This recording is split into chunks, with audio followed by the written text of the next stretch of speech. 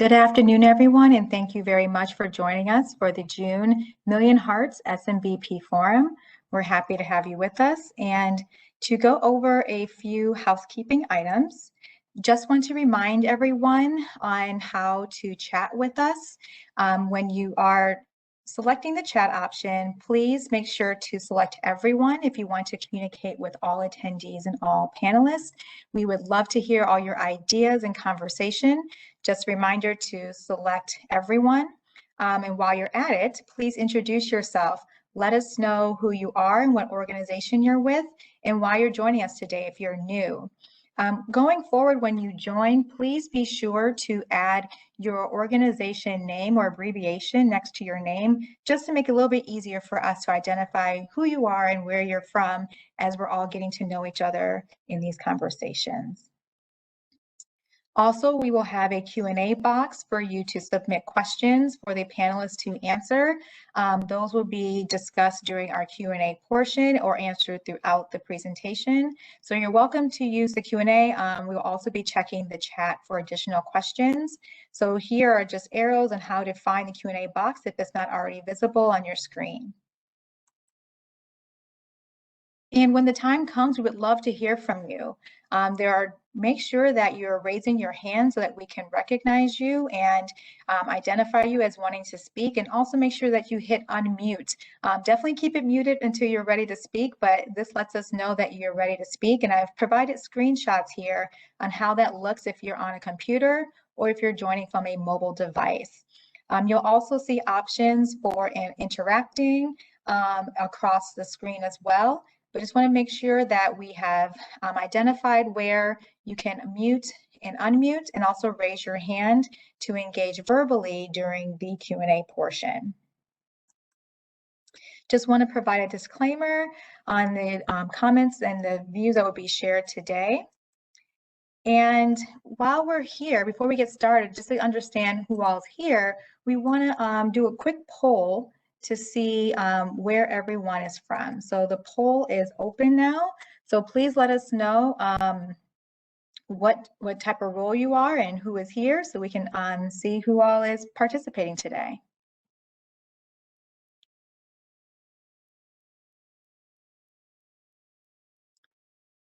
And it looks like we have a lot of public health professionals that are joining, which is great. I know we have a variety of people who attend these calls. I'll give it another few seconds to close, but continue typing in the chat and sharing who you are, where you're dialing in from, and what organization you're with. It would be great to get to know everyone who is joining us for these calls.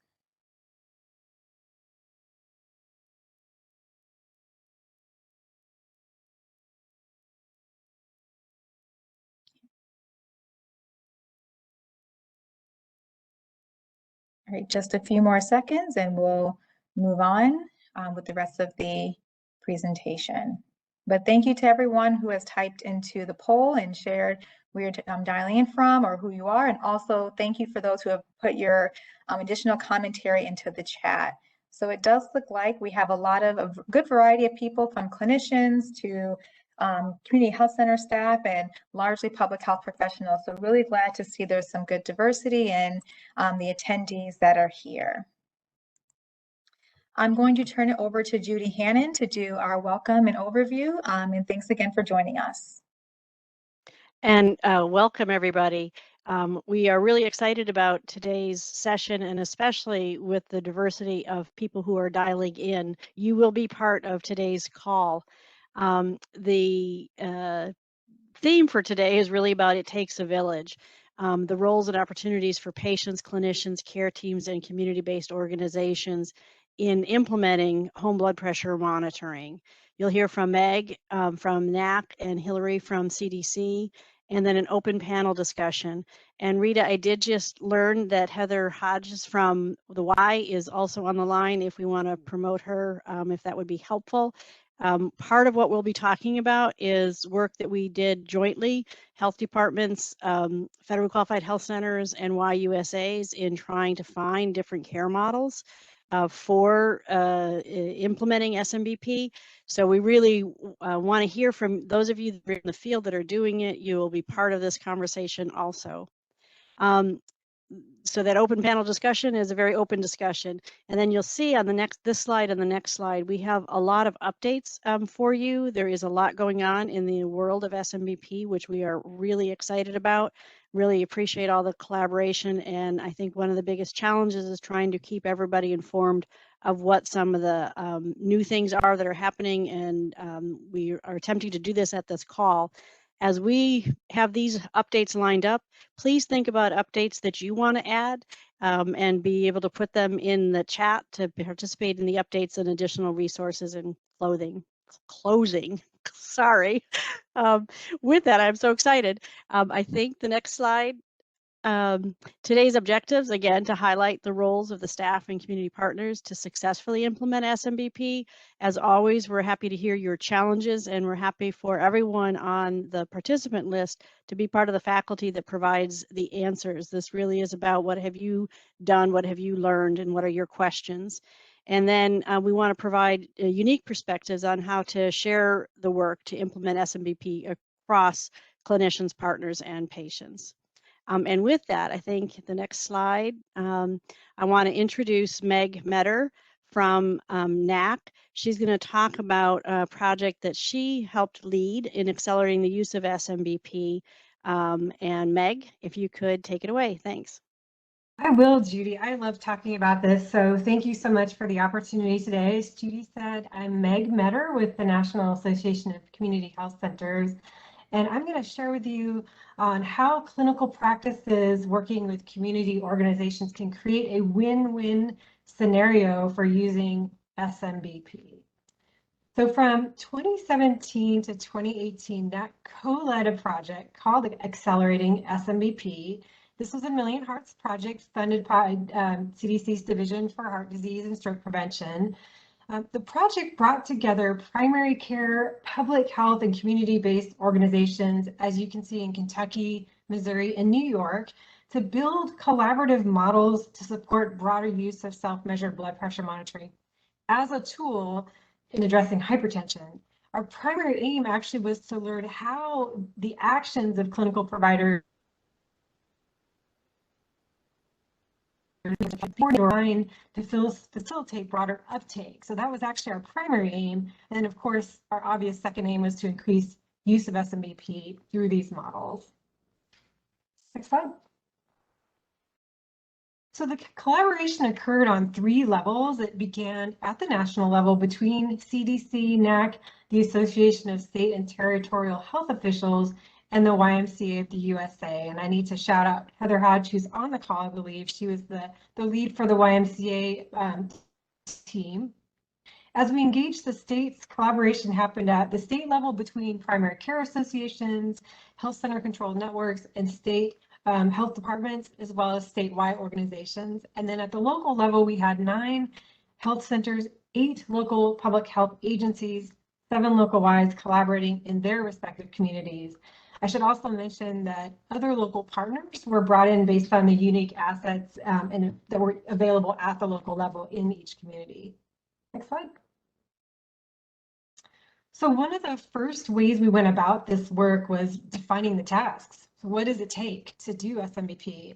And I think most everyone on this call knows that SMBP is complex and has a lot of steps to implement it successfully.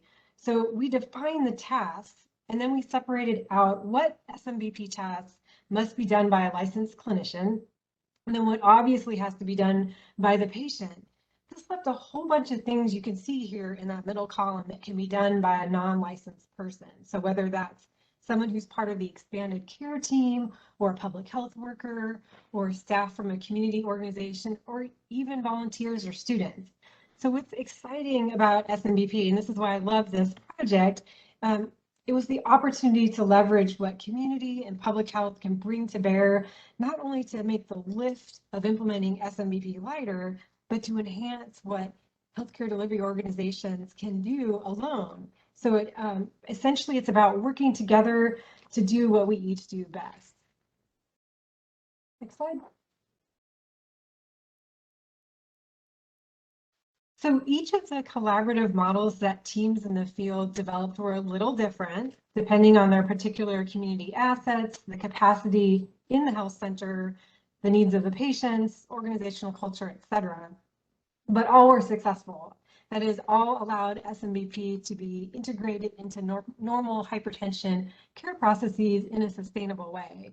So what this shows you, what you're looking at here, is how each of the models leverage different assets to create a functioning SMBP model. So each of the bars represents a key task. So you can read that along the bottom. These are the same tasks that were in that middle portion of the table. The green indicates health centers, but you can see that for every key task, at least one of the collaborative models involved a partner executing or supporting that task. Note also that in addition to public health and the Y, who are our formal partners, we also had other community organizations participating, such as pharmacy students, AmeriCorps volunteers, and the American Heart Association. Hey Meg, this is Judy. If I could just let you know, your sound is going in and out a little. I can hear you on the low side, but it is definitely fading. Okay, so I'm going to try to move a little closer. Does this help a little? Thank you. I think so. Okay, I will do my best to project and move closer. Sorry about that. So next slide. So how's this, Judy? Is this a little better? A little better, yep. Okay. So as was demonstrated by the various models, we learned that SMBP support activities really is the collaboration sweet spot. The key tasks that were often most supported outside the health center were outreach support, one-on-one counseling, lifestyle education, reinforcements of training and education on using home blood pressure monitors, and actually purchasing and providing home blood pressure monitors. How's that with the sound? Better, thank you. Okay, next slide. All right, so let's take a little deeper dive into some of these models.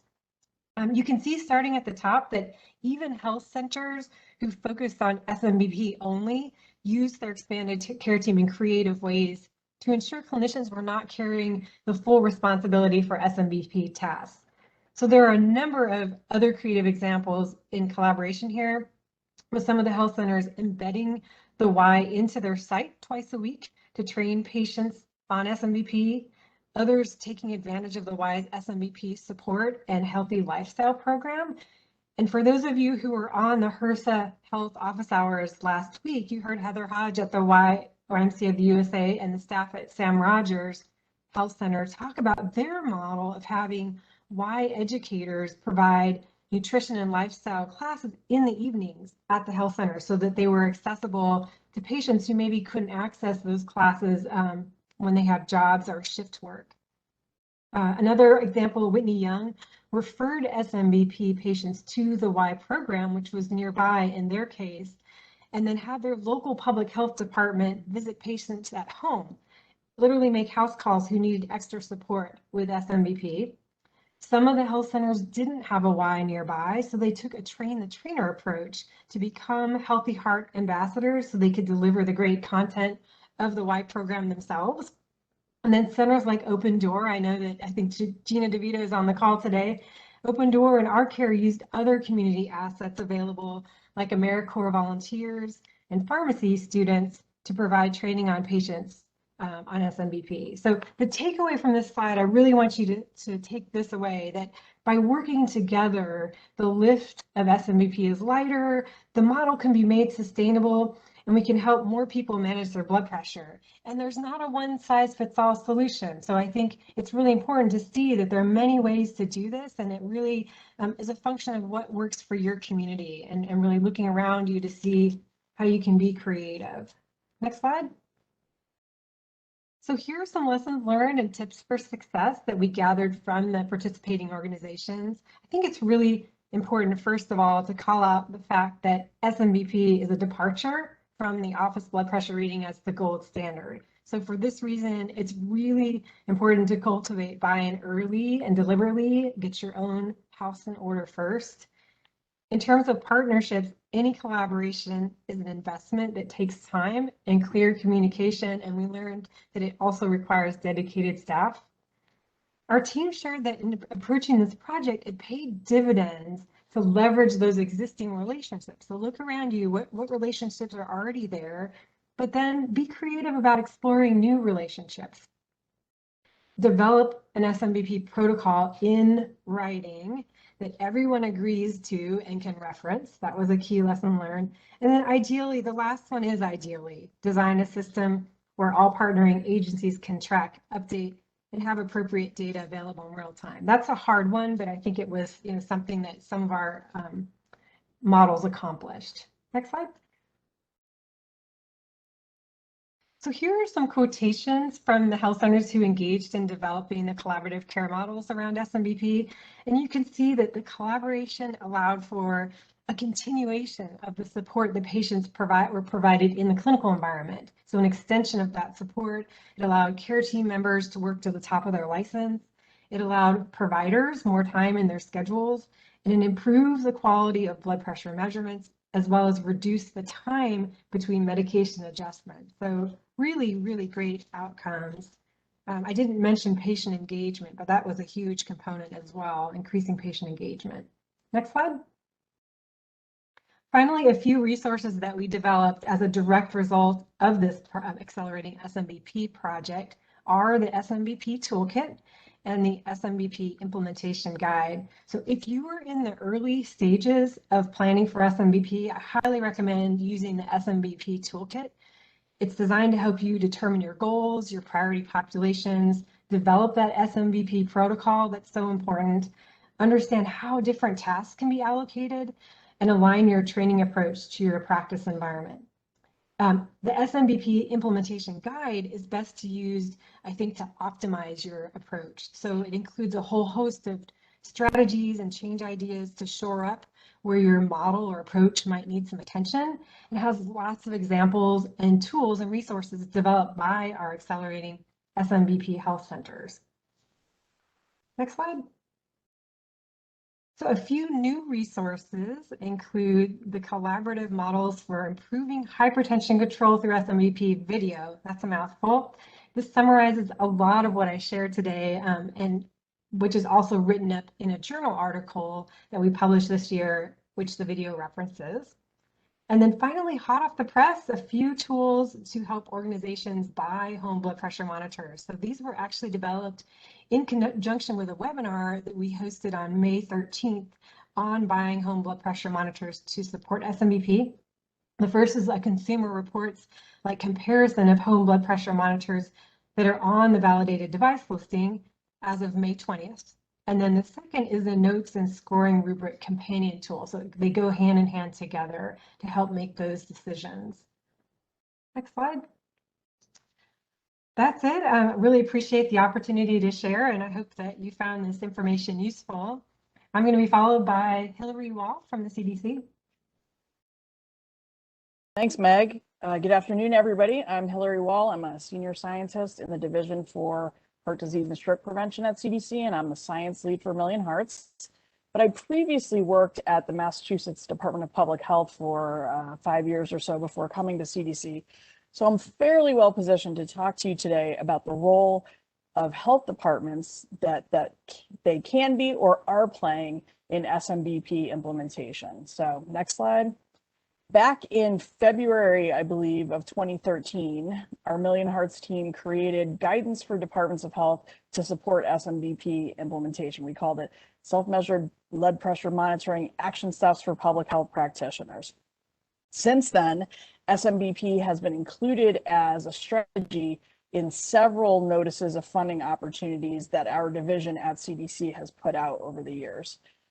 In our action guide, we called out 5 major areas in which public health could support SMBP. And today, I'm going to review the last 4 on this list and provide some examples and/or resources for each. Next slide.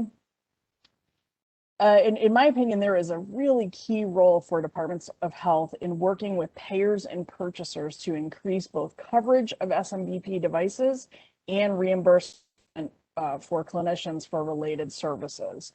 Now, generally, the state government is one of the largest employers in any given state. So working with the group that oversees public employee insurance plans is a great way to increase coverage and reimbursement. We've actually done this at the federal level as well, working with our Office of Personnel and Management. And there are likely other opportunities in each state to work with large self-insured employers, basically to sell them on SMBP, why it's so important, why hypertension is likely a very big problem for their workforce, and that covering SMBP can really do a lot to further hypertension control in our country.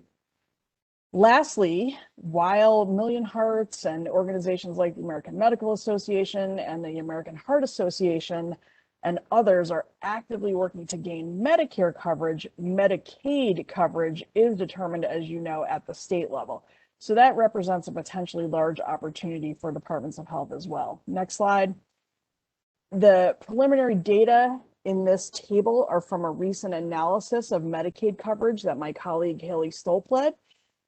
Currently, you can see the first two rows, 32 states and the District of Columbia cover automatic blood pressure devices, which is great, but there's still a gap there. We've got 20 states, which are the second and third lines here, that reimburse clinicians for their time to train patients to use devices and incorporate patient-generated readings into the patient's care plan. And then that last row, 26 states cover individual cuffs, and this can be really important for patients needing large or extra large cuffs. They may not be readily available with a given device that's purchased, so they may have to be purchased separately, so we want to make sure we've got separate coverage for them. And while we've made some progress recently, some of which is related to the pandemic or is tied to the public health emergency, we've still got lots of room for improvement. So big role for state departments of health right there. Next slide. There's also a nice opportunity for departments of health to work with clinicians in their jurisdiction on SMBP implementation. Departments of health can help educate through ongoing webinars that they may have, or in existing quality improvement collaboratives, or through things like academic detailing and practice facilitation efforts. And I've included some resources that I think are really worth distributing to clinicians in a given jurisdiction. We have a new tool called the Economic Case for SMBP. AMA has a great document that summarizes those CPT codes I showed on the Medicaid slide. And then always we want to be sharing information about the US validated device listing. So I would encourage departments of health to share those resources widely. Also, I want to point out that the New York City Department of Health and Mental Hygiene developed an ABC's practice facilitation toolkit that includes information on SMBP. And then the Missouri Department of Health and Senior Services has collaborated with MPRO, the Michigan Quality Improvement Organization, to provide SMBP-focused technical assistance to clinicians for SMBP implementation. So those are just two sort of examples of how public health has really worked to support SMBP with their clinical workforce. Next slide. Another key role that departments of health can play is really helping to spread the word to the public around the importance of SMBP and helping to educate them on various aspects. And there are two really great examples of this, which come from Montana and Washington State. Montana, as you likely know, has large populations of Native American and American Indians from different tribes. And to support their use of SMBP, they created some really terrific culturally and linguistically tailored videos to train people how to take their blood pressure at home. And I've included the links in this presentation. They're definitely worth clicking on and checking out for a few minutes. And then similarly, Washington has created a real trove of educational materials in languages that are not Spanish, so but tailored for their population. So they've got Chinese, Korean, Vietnamese, and Russian, and Spanish too. But I think those other four are very unique. And again, a great way where the Department of Health has said, we need to figure out how to support our various populations in our state. So two great examples. Next slide. Lastly, departments of health, obviously public health and surveillance sort of go hand in hand. And so I think there's a definite role for departments of health to play in monitoring and assessing progress in SMBP implementation. One example of this is in 2019, we worked to create an optional module on SMBP that was added to the Behavioral Risk Factor Surveillance System, or BRFSS. 20 states and the District of Columbia opted to collect data for this module. We have a publication that's coming out in the next few months that summarizes those data and shows some of the differences across states. There's actually some wide variety. And then it would be really great if more states could opt to collect data for this module in the future so that we can try to get more of a national picture of SMBP implementation. So that's my hope for the future. Next slide. Just want to end with some additional resources that may be of use. We have a newly revamped Million Hearts SMBP webpage. There are some great resources from the recent Surgeon General's call to action to control hypertension. We always promote the great resources that Meg just went through from NAC, and Target BP also has some really excellent resources. So I would encourage you to check all of these out. Next slide. That's it for me. I will say thank you for your time and attention, and I think Meg and I are probably happy to take some questions if there's time. Thank you. Thank you so much, Meg and Hillary, for that presentation. That's a lot of great information. For those who do have questions, please put them into the Q&A box. And for those who like to provide input, raise your hand. We do have some additional polls just to kind of get an idea of the types of partnerships that are available and are open for everyone. So it is an open-ended box. Would love to hear from people to see what they have to share. While the poll is open, I do want to lean on our two partners from the health centers who are here. I'll call on Gina DeVito. I know I'd spoken to you earlier about sharing your experience as a health center and as part of the Accelerating SMBP and the types of roles your organization has utilized. If you don't mind unmuting and sharing. Hi, can you hear me? Yes. Okay, hi, I'm Gina from Open Door. I was the project lead on our Accelerating SMBP project, and we had, I mean, it was such a great collaboration. We worked with our local YMCA on trying to sort of implement a version of their SMBP or BPSM program and kind of adapt it to our needs as an organization.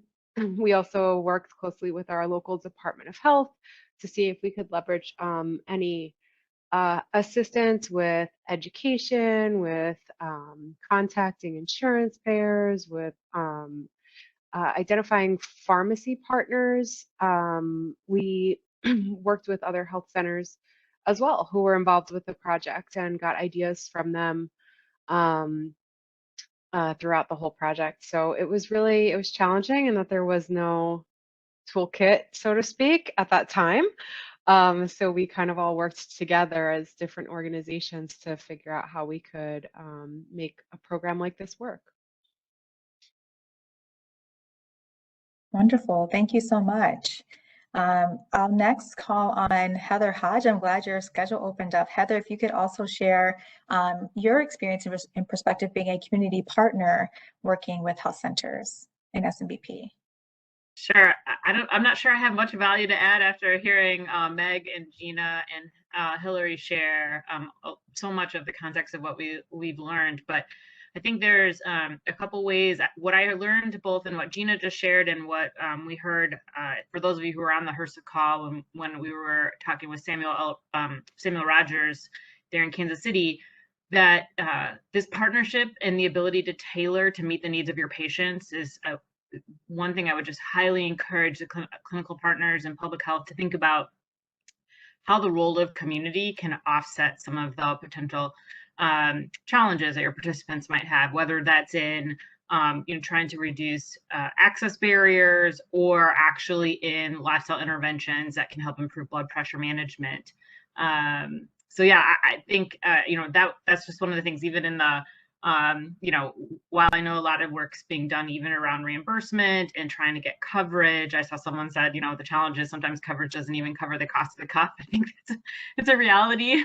But also thinking about if there are wraparound supports that community organizations can provide to help improve the health of those patients going through SMBP practices, then how might we continue to think about also expanding what coverage could look like to ensure that those types of supports are sustainably supported throughout the communities, and engaging patients in that the wraparound services can help with our self-measured blood pressure.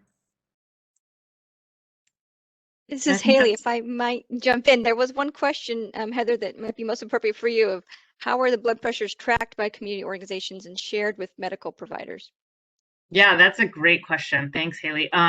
So in the Y, I can talk about what we do in the Y. Obviously, one of the things we've been doing is helping CDC actually train non-Y organizations. I saw quite a few familiar names from folks who have gone through the CDC's Healthy Heart Ambassador BPSM training, and we just did a crew earlier this week. But as other community organizations are getting into this space, you know, we've just shared a little bit about what we've done in the Y. So in the Y, we use either YMCAs are using either REDCap or other vendors to track their health outcomes. And then the goal obviously is to try to get that information back to the healthcare provider. So that's happening in a variety of ways, in terms of from referral capture. We have a different project with a different part of CDC where we're actually testing using the Fast Healthcare Interoperability Resources, which is the FHIR standards. It's an HL7 component of HL7 to help exchange that information from an electronic medical record directly into REDCap, so we can receive referrals, support the patient, track the readings, and give that information back to the healthcare provider. Yes, they came. Yes, they attended. Yes, we observed their readings. Yes, they track their readings. We also directly encourage the participants to give those readings back to the healthcare providers. We know there's a value. It's one thing to reinforce the need to track their measurements at home, but if we're not also encouraging those patients to give their readings back to the healthcare provider, then we're all missing out. So that's the other piece, is I think whether the community organizations themselves track the readings or not, it's really about helping the patients get those readings back to their healthcare partners.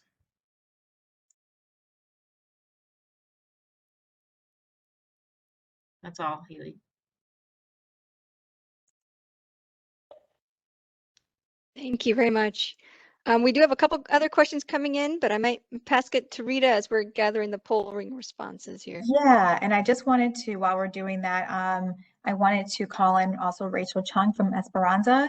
She's also on the line to share what they've been up to, what they've been doing. They were one of the innovation competition winners this year. Rachel? Hi, I'm Rachel from Esperanza Health Centers in Chicago. So we have been undergoing a pretty big SMBP project. So far, we have distributed around 600 blood pressure monitors to uninsured and underinsured patients. But a lot of what we did was we partnered with AHA, Westside United, NAC Million Hearts. We had a grant also to help get us funding for to acquire blood pressure cuffs. And then we partnered with our local AMA chapter to actually provide education on SMBP best practices to our care coordinators. So what we've been doing is we've been having our care coordinators really play the key role in SMBP at our organization. So they're doing outreach to patients who have hypertension to enroll them in our blood pressure monitoring program. And then they work with our programs associate to coordinate delivery of blood pressure monitors to those patients. And then the care coordinators do 3 calls with patients. So the first one, they'll enroll them, explain the program, explain what SMBP is. Then in the second call, they confirm that the blood pressure monitor was delivered, and then they actually teach the patient how to use the blood pressure monitor over the phone. And one of our care coordinators has 2 videos, one in English and one in Spanish, as a reference on YouTube with the specific blood pressure monitor model that we're using, so that they can reference it. And then they also schedule them with the provider, and then they inform them about the importance of taking their blood pressure regularly. And the blood pressure monitors come with an AMA log. So the patients are instructed to take their blood pressure in the 7 days leading up to their appointment with their provider, and then the care coordinator finally calls again before that appointment with the provider to actually get those blood pressure readings, check in with the patient about how SMBP is going, and then the care coordinator actually puts those readings into the vitals section of our EMR so that the provider has access to it. So I think so far we're still really in the middle of implementing. A lot of our care coordinators have made a lot of those calls and connected patients to any additional resources that they need. But I think some challenges have definitely been, first was distribution. We were doing a lot of outreach, but one of the big things that we ended up doing was actually having our care coordinators go to our mass vaccine site and actually do in-person outreach, which really helped get those patients right then and there and get them enrolled in the program. But I think we're also planning to try to pilot one of the Bluetooth applications to collect blood pressure readings, because I know having the care coordinators call and manually enter the readings is really helpful, but it is a lot of additional work. But yeah, that's kind of where we're at now. Thank you so much. That's really helpful. I guess, Haley, as I'm trying to pull the questions from the polls, do you want to get started on the questions from the Q&A? Sure, I'm happy to. So one question, can the recommended blood pressure monitors connect with external virtual care platforms? Finding blood pressure monitors that allow sharing of data with providers and allow implementation of clinical rules is a struggle. Most are backordered. I don't know if Hillary or Meg has a response for that. So I will just say that we know that there are many health IT challenges in this arena. In the September SMBP forum, you're actually going to hear from Laura Dosat from the Public Health Informatics Institute. We've been working with them very closely on a project that has done a broad environmental scan of the health IT landscape for SMBP. And we're trying to identify how we can streamline the process, because it is very complicated. And also, are there some interoperable standards-based solutions that we can sort of get behind as a country that work for most? So lots going on in that arena. We don't have any short-term answers, but we hope to have a slightly longer-term answer. But anybody else on the panel, please jump in. You've got comments. This is Meg. So I can just, sort of echo Hillary that we don't have a short-term solution, but I can tell you that the manufacturers are well aware. I know that the American Medical Association recently convened them, and they're working hard to get the products that you need produced with extra large cuffs and the appropriate data sharing capability, integration capability. I do know that I think we have a couple of device manufacturer representatives that are participating today. So I don't want to put them on the spot, but if you would like to raise your hand and contribute to this conversation, we would greatly appreciate it. I think there's like A&D Medical at least is on, and maybe a few others.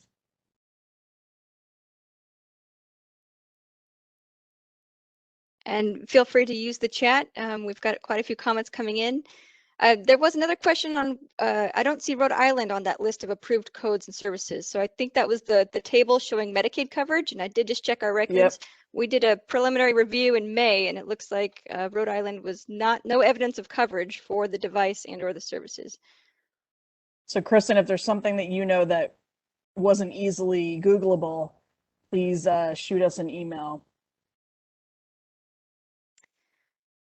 Another question I'm seeing, are there any programs working on the causative agents of hypertension, currently historical trauma and family systems that cause illness?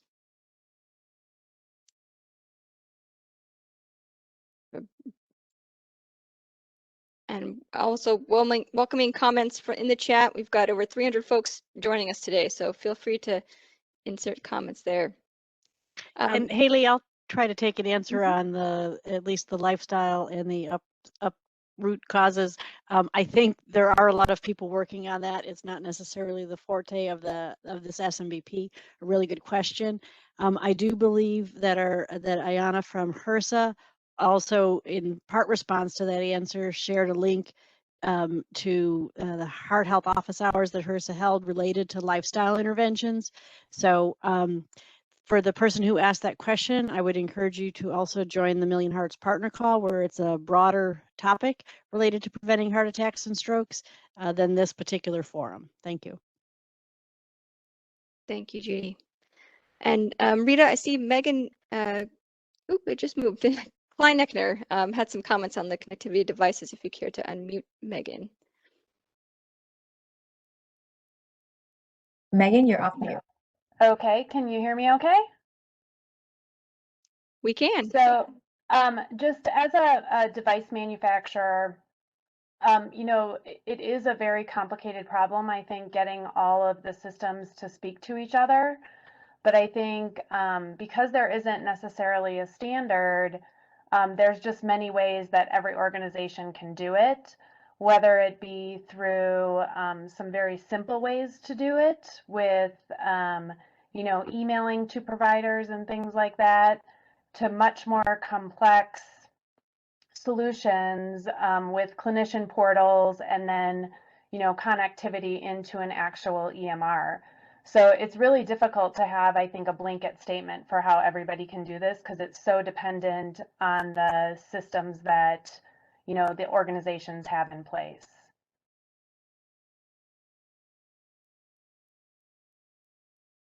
Thank you. A comment on the YMCA. Is there a list of YMCA partners that are available per state and county that provide SMBP and CDM support?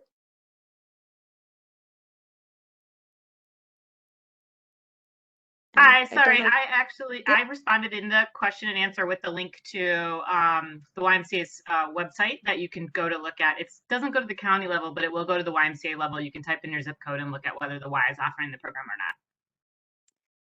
Excellent. And Heather, if you wouldn't mind putting that link in the chat as well, that would be helpful. Okay. Yep, Thank I you. will do that. I will stop answering the other YMCA question that I had here then and get it over there. Thank you. If it's for everyone's benefit, yes, that would be helpful. Perfect. Another question, is there virtual training for community health workers who are working on the hypertension initiative? I downloaded the written materials from the CDC, but would be interested in training videos. Thank you.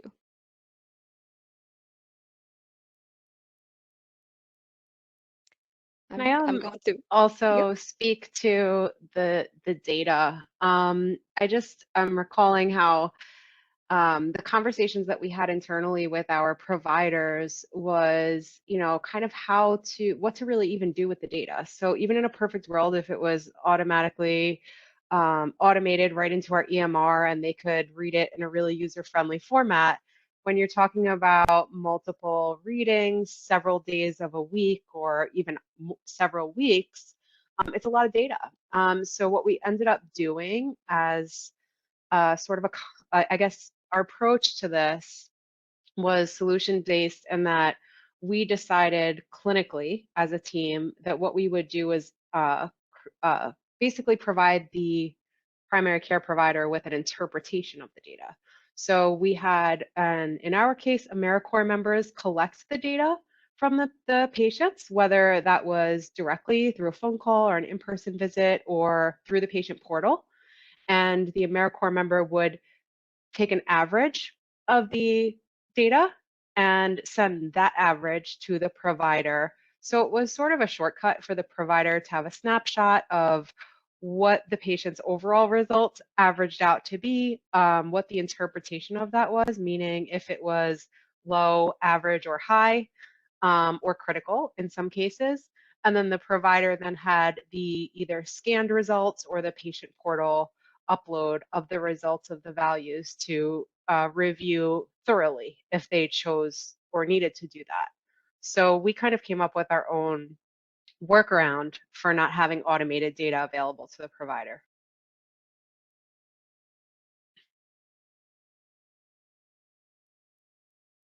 Thank you for those responses.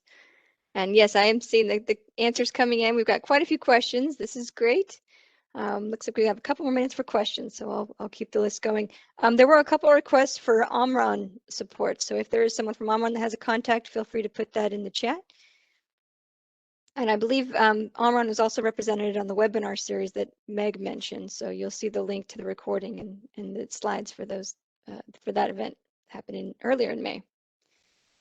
A question here: we have having difficult time getting our SMBP devices ordered, and we chose an Amran device. Oh, this is the Amran question. Excuse me. How did patients normally share SMBP results back with clinicians? Is it primarily through community health workers in person, via calls, or through electronic health records? I mean, so right now, this is in that BRFSS publication that I mentioned earlier. One of the questions was, how do you get your data back to your clinical team? The vast majority of people are doing it either via paper or like in person in some fashion. So that's part of the problem, right? There is no, for the most part, there aren't widespread solutions that allow for the easy transmission of data. Some patient portals can do it. Some of the devices have logins that clinicians then have to log into, but we're trying to find those streamlined, standards-based, interoperable solutions that make it so that it is really simple for patients and clinicians. Thank you, Hillary. And Haley, I know we have a lot of questions. I'm wondering if we can maybe try to get some answers offline and send them to people later, but thanks to everyone who has submitted questions, or if there are other colleagues who know the answers, please feel free to answer those in the Q&A so we can make sure to cover everything closing up.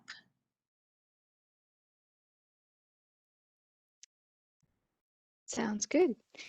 There was one question that's commonly come up, if I may, just take 1 second here. How do we calibrate devices using SMBP? Any comments on calibration? So I can say that there is if you look at the SMBP implementation guide, there is a section on calibration that has the CDC requirements for that. So I definitely recommend going to that guide. But I can say that it's in a gist an annual requirement that you should take a home blood pressure monitor and measure it against an office-based machine.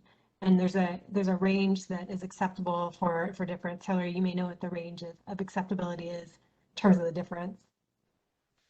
I think it's 5 millimeters of mercury, but I know Target BP has a worksheet that looks at that as well. Right. So we can find those resources and send them out. Great. Thank you. And we'll continue to answer the questions offline, and I'll hand it back to Rita for our updates. Thanks, Haley. So to keep everyone up to speed on what's happening in the hypertension-related world, listed here are several upcoming events that may be of interest as you're looking to learn more about SMBP. One note you'll see in the top 2 lines is HRSA is hosting a 2-part series that really will do a bit of a deep dive into SMBP and best practices, federal resources, and other things that will be really helpful to learn how to implement SMBP, and hearing from others who have done it and learning across the board. So you'll see that part 1 is the best practices piece. Part 2 is learning from those challenges and hearing from others who have done it. So the links should be pasted in the chat now for each of the registration links. The first day is tomorrow, and the next one is on June 24th. Also coming up during NAC's CHI conference that'll be held in Orlando, we'll be having a session on hypertension control as well. So for those who are attending that conference, either in person or virtually, we would love to have you attend and listen in to hear more about national efforts across health centers to really engage and move hypertension forward in the COVID world and challenges that we've faced since then. I'll turn it over to Hillary again to discuss the upcoming Q3 SMBP Forum meeting in September. Thanks, Rita. I already blew the surprise with this one when I was answering one of the earlier questions, but next SMBP Forum meeting for Q3 is September 9th from 1 to 2 p.m. Eastern Time.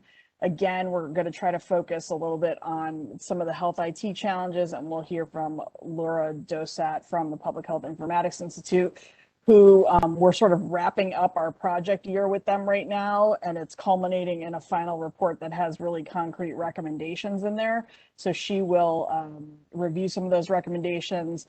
Depending on time, I may provide some additional context for how the federal government and other partners may be able to support some of those recommendations. So I definitely am looking forward to hearing all of your feedback and getting questions on that. I did also want to point out and say thank you to Tim Nikolai for putting in the chat that worksheet from Target BP on how to test your device accuracy and calibrate the device. So it's there in the chat for whomever asked.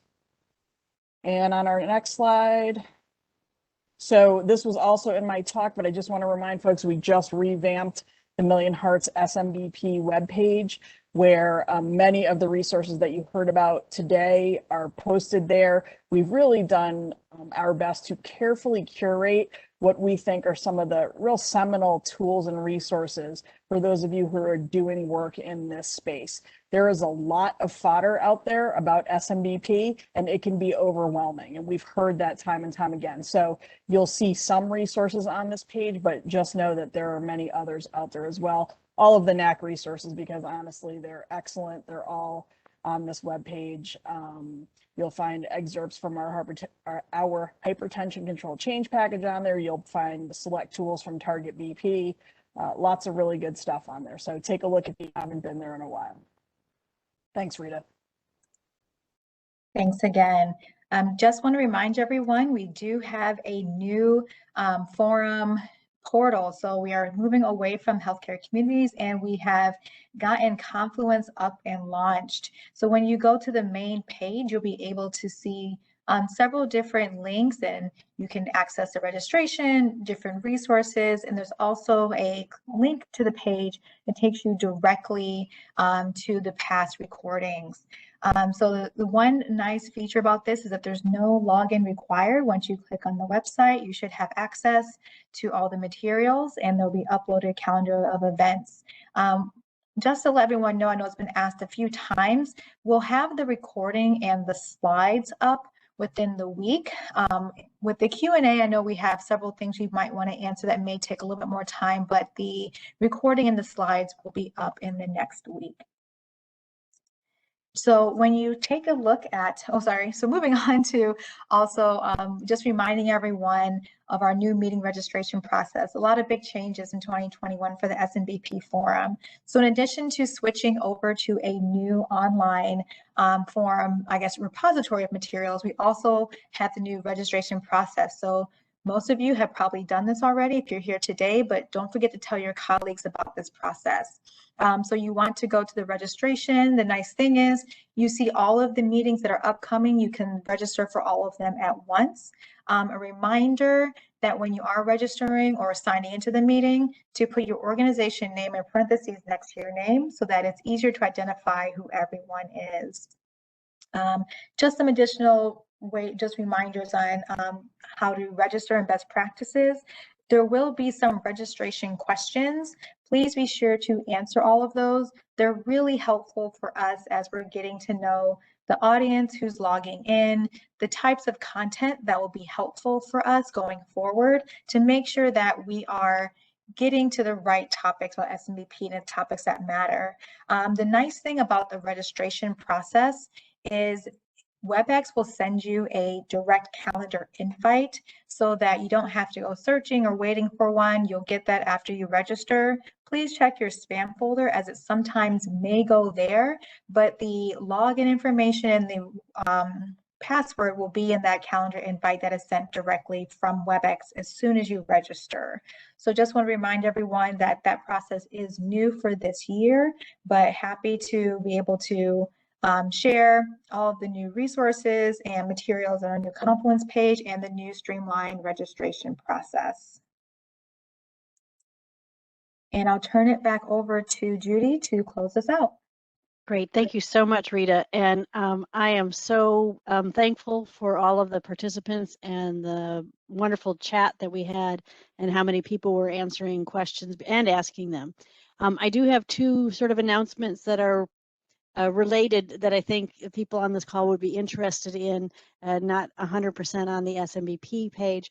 One, I want to let you know that the Million Hearts 2020 champions were announced. You can see a Facebook virtual event that interviews a number of the champions from 2020, and just wanted to call attention to the Delaware primary care example. They were ones who definitely included providing home monitors for those who couldn't afford them.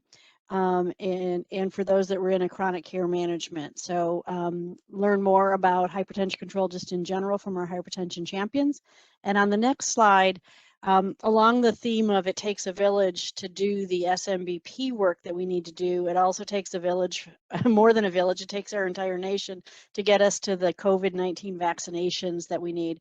I thought I would just pull up a couple of resources that are available to you in case you haven't seen them. You can click on the links. There's a vaccination communications toolkit for healthcare professionals. There's resources for health departments. There is a vaccine finder that you can promote so people could find out where they could get vaccination, flu, or COVID. And then what we've talked about previously, there is a COVID-19 and cardiovascular disease toolkit that is really about two PSAs, one about encouraging people to continue to use the emergency room as needed, as well as to keep their chronic care. So what you see as a picture is one of the posters that is available from, I think that might be the toolkit for resources for health departments, but really encourage you, if you have any ability to be promoting vaccination, there are a lot of materials on these various CDC websites, and we need your assistance in promoting COVID-19 vaccinations also. Thank you. Next slide, I think is yours, Rita.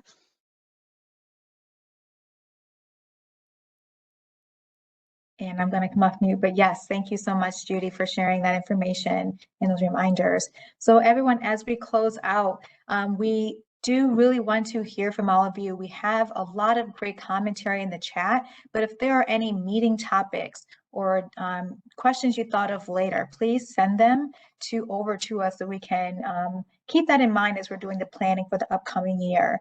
So the email address to send them to is millionheartsSMBP@nac.org. That's where you can reach us to share your thoughts and ideas and input on what would be helpful going forward to make these meetings meaningful. Lastly, don't forget the next SMBP forum will be Thursday, September 9th, 2021 from 1 to 2 p.m. Eastern Standard Time. Please make sure to share the registration link with your colleagues. And also, we do have a post-call survey. We would love to get your ideas and your thoughts on how this meeting went. It is anonymous. We don't know who sent them to us, but would love your input on how these meetings are going and how we can make them better and more meaningful for all of you. Again, you can send your questions and comments to us directly at millionheartsSMBP@nac.org. Thank you all so much for joining us this afternoon. Thank you all so much for your commentary and those who shared, and we look forward to speaking with you in September. Have a great afternoon. Bye, everyone.